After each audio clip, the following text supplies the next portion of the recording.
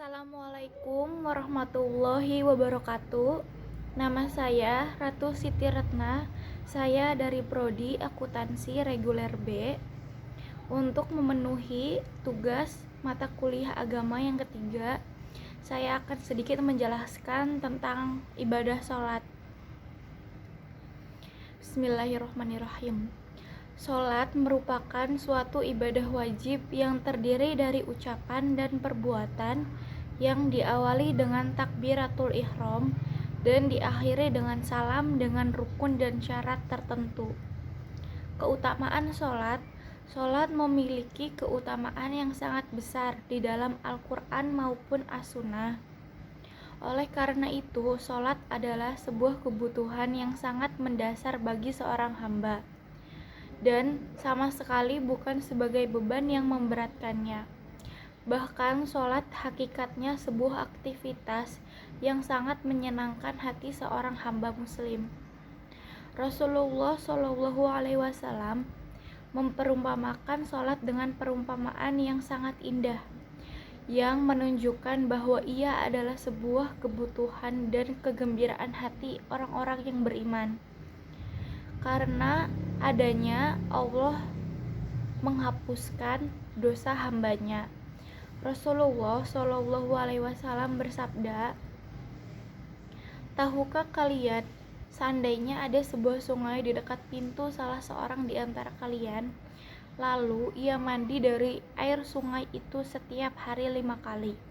Menurut Anda, apakah itu akan menyisakan kotorannya?" Para sahabat menjawab, tidak menyisakan sedikit pun kotorannya. Beliau bersabda, "Maka begitulah perumpamaan sholat 5 waktu, dengannya Allah menghapuskan dosa-dosa hamba-hambanya." Hakikat sholat.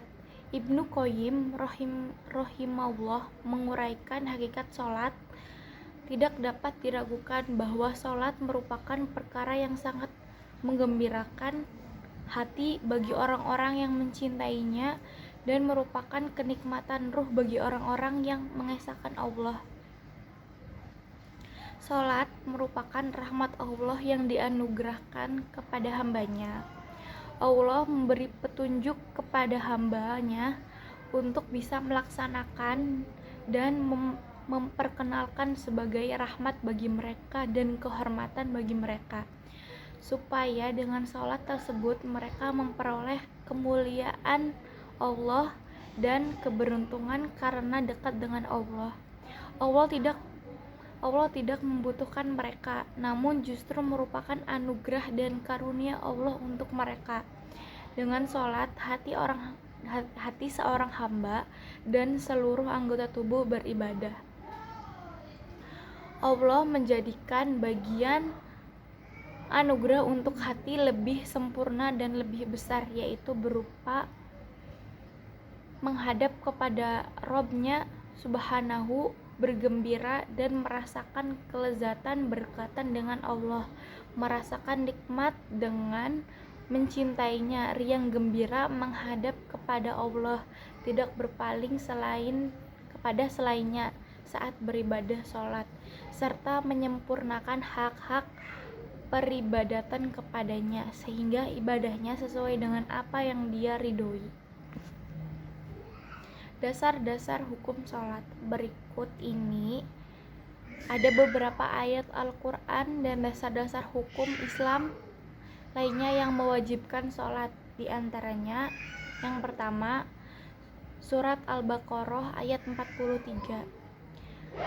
Dan dirikanlah sholat dan keluarkanlah zakat dan tunduklah atau ruku bersama-sama orang yang pada ruku. Yang kedua, surat Al-Ankabut ayat 45. Bacalah selalu kitab Al-Quran yang diwahyukan kepadamu dan tegakkanlah sholat. Sesungguhnya sholat itu mencegah perbuatan keji dan mungkar, dan sesungguhnya ingat Allah kepadamu dengan limpahan rahmatnya lebih besar dibandingkan dengan ingatmu kepadanya karena mentaatinya, dan Allah mengetahui apa yang kamu lakukan. Yang ketiga, hadis Nabi Muhammad SAW yang diriwayatkan oleh Abu Daud.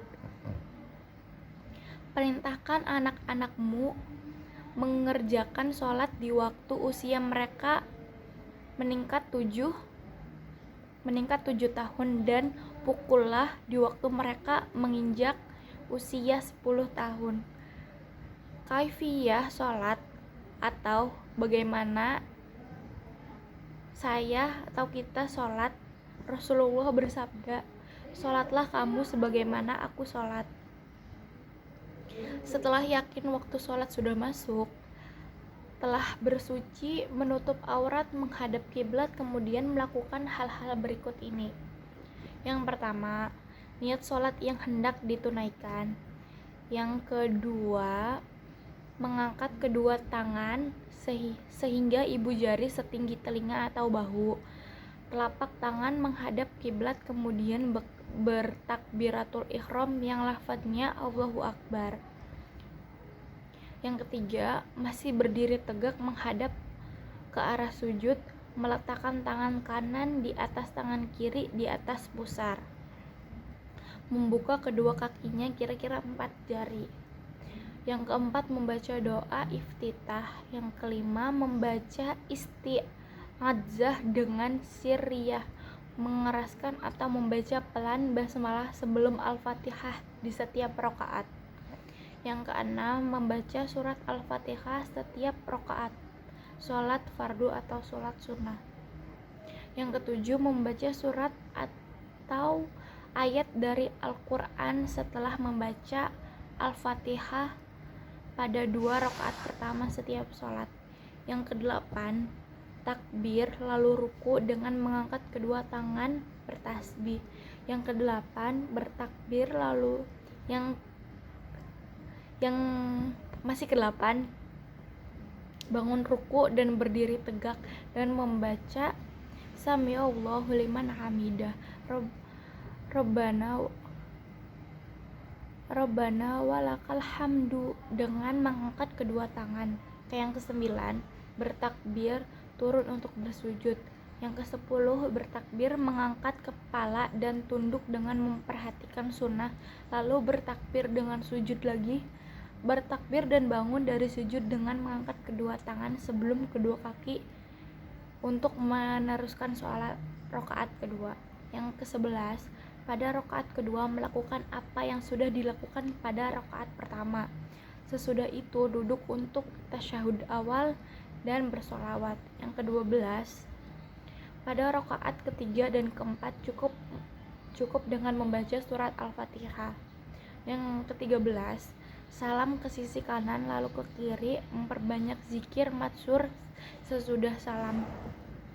Demikian penjabaran tentang ibadah sholat menurut saya, sedikit banyaknya, dan mohon maaf kalau ada salah-salah kata.